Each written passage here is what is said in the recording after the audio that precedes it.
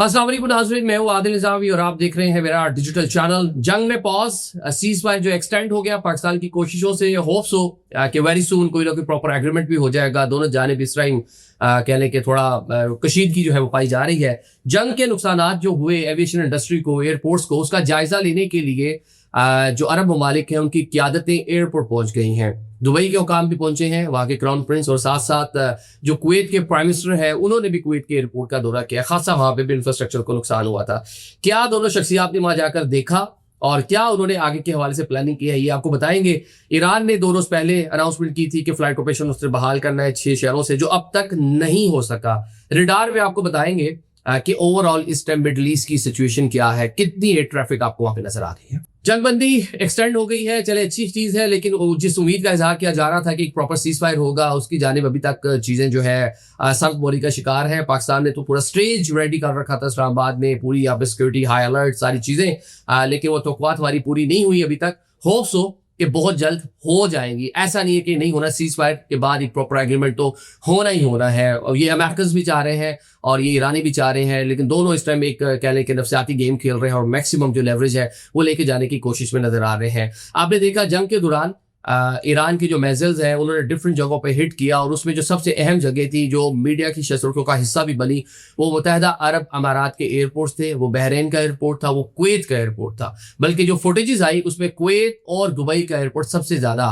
वहां पे डैमेजेस और कई बार वहां पे अटैक हुए हैं। अब जनाब जो दुबई के क्राउन प्रिंस है शेख हमाद बिन राशिद अल मखतूम, ये जनाब इन्होंने दौरा किया है, ये क्राउन प्रिंस है, और इन्होंने जाके तमाम वहाँ पे जो ऑपरेशन इस टाइम चल रहा है उसका जायजा लिया है, सहूलियात, सिक्योरिटी, और जो वहाँ पे डैमेजेस हुए थे जंग के दौरान उसका भी जायजा लिया है। उसकी जो तामीरें नौ हैं उसके हवाले से भी वहाँ पे बहुत सारे अहकाम उनकी जानिब से जारी किए गए हैं। जो लोग वहाँ पे काम कर रहे हैं उनको बैकअप किया, उनका हौसला बढ़ाया और कहा जी इसी तरह काम करते रहे। एक दुबई की जो खबरें आती हैं, दुनिया का मसरूफ तरीन हवाई अड्डा था, ऑल्दो वो ऑपरेशन हो गया, सिर्फ चंद दिन का पॉज था, वरना उन्होंने तो जब जंग के चौथे 5वें दिन दोबारा से फ्लाइट ऑपरेशन अपना बहाल कर दिया था, मुश्किल टाइम में भी। बल्कि बताया जाता है कि रनवे के ऊपर भी जहाज गया तो कुछ देर बाद जाके वहां पे जो है बिल्डिंग थी उसको हिट कर गया जाके ड्रोन जो है। इस तरह के मनाजिर, एक पैनिक भी था लोगों में, लेकिन फिर भी इक्का दुक्का फ्लाइटें वहां से चलती रही। लेकिन ताहाल जो तीनों टर्मिनल्स है वहां पे नॉर्मलाइज नहीं हो पाई सिचुएशन जो है। अमले की भी कमी का सामना है, लोगों का एक ट्रस्ट भी खत्म हुआ, ट्रैफिक भी कम हो गई है। ये ट्रैफिक कितनी कम हुई है मैं भी आगे चल के आपको बताता हूँ।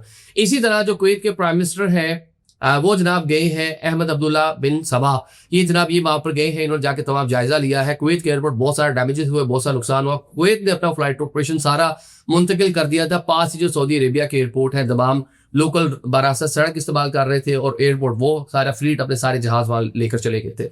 वहाँ ऑयल डिपो में एक आग लगी थी एयरपोर्ट के ऊपर, जो काफी दिन तक लगी रही थी। इसके साथ साथ जो बिल्डिंग है उसको बहुत सारे डैमेजेस हुए थे, तो लोगों का जो ट्रस्ट था वो खत्म हो गया था। कुवैत पर भी यही सूरत हाल था, बहरीन की भी रही थी। अब कुवैत के जो प्राइम मिनिस्टर वहां पे गए हैं उन्होंने जो इंफ्रास्ट्रक्चर को नुकसान पहुंचाया उसका जायजा लिया, क्योंकि अभी तक फ्लाइट ऑपरेशन तो वहां से शुरू ही नहीं हुआ। सिर्फ उन्होंने एयरपोर्ट का जायजा लिया, इंतजाम का जायजा लिया, जो अमला वहां पे मौजूद था, जितना मौजूद था, वैसे तो बंद पड़ा हुआ एयरपोर्ट तो कोई है नहीं, लेकिन जितने लोग वहां पे मौजूद थे उनको बैकअप किया, आगे के हवाले से प्लानिंग की। और दोनों जो शख्सियात उन्होंने कहा जी सियाहत के हवाले से, टूरिज्म के हवाले से, तजारत के हवाले से हमने ग्रो करना है। जो रवायती किस्म के जुमले होते हैं दोनों जानिब से इसी नोयत के वो अदा हुए हैं। अब जरा हम फ्लाइट रडार की बात कर लेते हैं। इसमें तो देखिए दुबई आपको कुछ ना कुछ नजर आता है, आपको बहरीन एक फ्लाइट नजर आई है, काफी दिन बाद बहरीन के ऊपर एक फ्लाइट आपको नजर आ रही है। कुवैत आपको बिल्कुल खाली, ईरान जिसने अनाउंसमेंट खुद से की थी कि 6 शहरों से शुरू करना है, लेकिन ताहाल वहां पे आपको खाली नजर आ रही है फजाएं, किसी किस्म की कोई आपको एक्टिविटी नजर नहीं आ रही।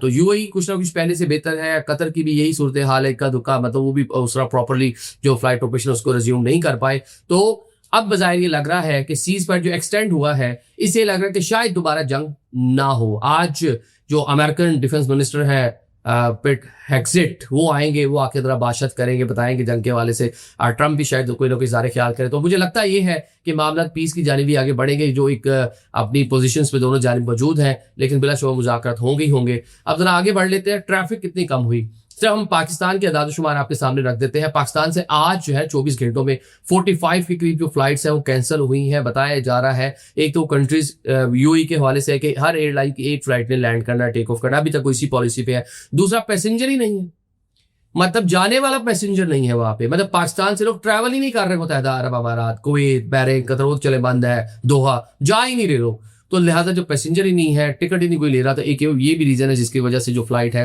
वो कैंसिल की जा रही है।